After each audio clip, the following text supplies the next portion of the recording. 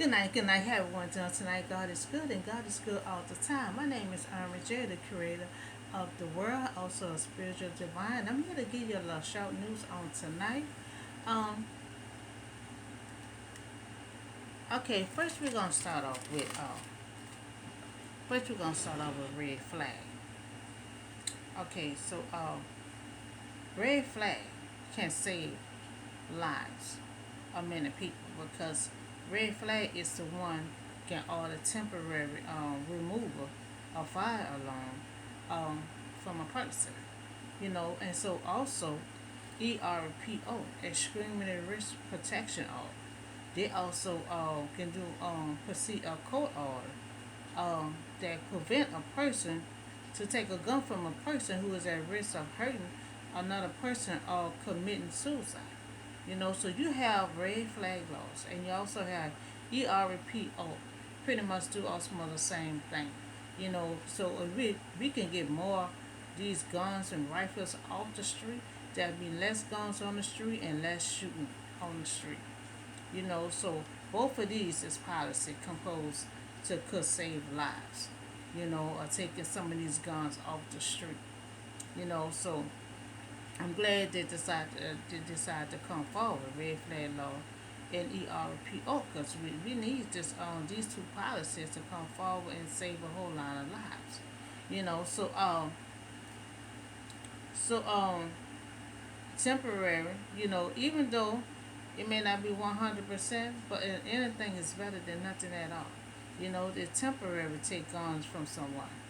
And a court order can order that will prevent a person, who is at risk. And it may not be 100%, but slowly it can get guns off the street. Less guns on the street and less shooting. So that's the story on the guns and the policy with red law flag, red law, red flag law, and ERPO. So that's the two policies right there. Can temporarily take guns off the street. Okay, so now we're gonna talk about the COVID. And I've been for months. I've been talking about the COVID and talking about letting y'all know COVID is not over with. I still walk around wearing my mask. But now I might have to go back on using my wipes when I enter stores and gas stations stuff like that. Use a wipe to open those doors. Because this COVID is getting back to like it was before. So we had a COVID frontline in New York City. Doctors facing the outbreak. So in New York hospital, you have Dr. Langston Lee in emergency care. So she's saying there's so many patients in the ICU, and they got some of them all in the hallway. Because all the beds is taken and all filled up. So this is like it was at the beginning when we first started with this COVID. And so New York experienced all this here. The hospital so forth. This lady said she been working for 2 months without an overdose. And it got just that bad. You know, so you got patient in critical condition. With the COVID outbreak. Break. So this is really it's getting out of control. You know, out of hand. So I request that they get trailers outside of the hospital for patients with COVID because they said the hospital is so packed. They're saying they have ICU patient all in the hallway and stuff. So I requested get trailers outside of the parking lot behind the hospital. Wherever they have area room for the trailers. For the patient with the COVID. Because you're saying the hospital is packed. You got ICU patient all in the hallway. So I think that'll be a great suggestion to get the trailer like they did when the COVID first started. Get the trailer, put so many out in the back of the hospital, and put all the COVID patient in there. So I'm sorry they have so many patients is dying in ICU with this COVID. So I also came up with an idea. Let's start in New York first. We may have to start, you know, I don't know if everybody didn't take the COVID in New York. So everyone in New York needs to take the second dose of the vaccine. Everyone needs to take that vaccine because it seems like the COVID just getting out of control again. So I thought everyone had took the first dose of the vaccine. So everyone needs to take the vaccine. You know, the COVID vaccine. Everyone needs to take the second dose of the vaccine. If you didn't take the first one, everyone needs to take the first one and the second one because you got all this outbreak of the COVID. So take everyone take the dose of the vaccine. To slow the process down because the New York hospital is so overpacked, it's so overflowing.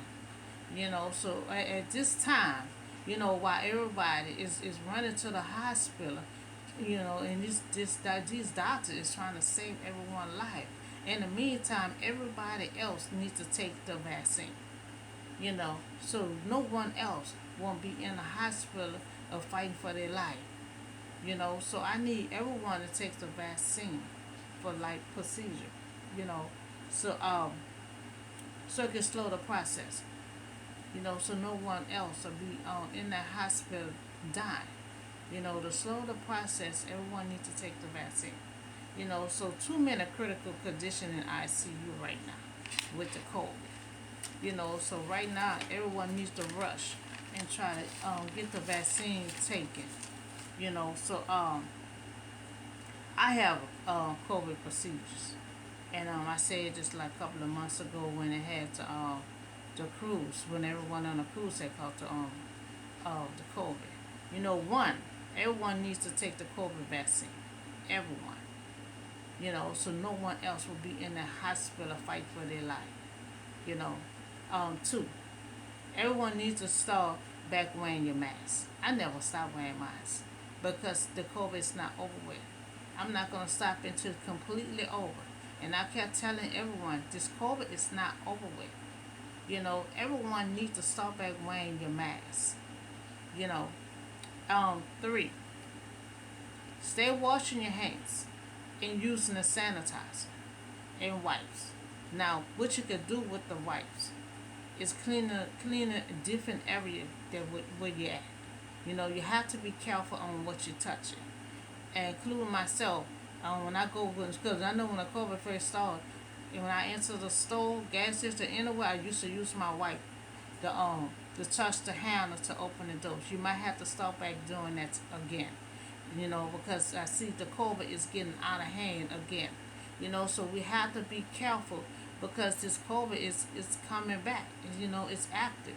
And really it never has stopped. So the COVID is not over with. It's back in action. It's active. So use the wipes to open the door. Be careful what you touch. And every chance you get, whatever ever you get, wash your hand. I've been doing this here for the last 2 years since the COVID been out. When I'm out there and soon I come home, that's the first thing I do. Oh, let me wash my hands. And I won't have to start back going, using my wipes to open the doors and stuff. Since it's getting back out of control. So so that's the vaccine for New York. It pretty much for everyone, but right now the people in New York, you need to follow these procedures so no one be in the hospital because the hospital is so overpacked. It's so overpacked with ICU is in the hallway. So now we talking about the vaccine for kids. The vaccine for the kids. One, I request that the age for the vaccine for the kids should be at least 6 years old to 17 years old. Because they have the age for 6 months to 5 years old, and I think that is too young. You don't know if the babies is allergic to the vaccine, or it may have a side effect. But by them being so young. So 6 months to 5 years old, I think is too young. So I think a decent age would be 6 years old to 17 years old. So let's try 6 years old to 17 years old because it's the safety for the kids. Because 6 months is really too young. 6 months between 5 years old is really too young. Because you really have to be careful of getting these vaccines to these babies because they pretty much is still babies between 6 months to 5 years old.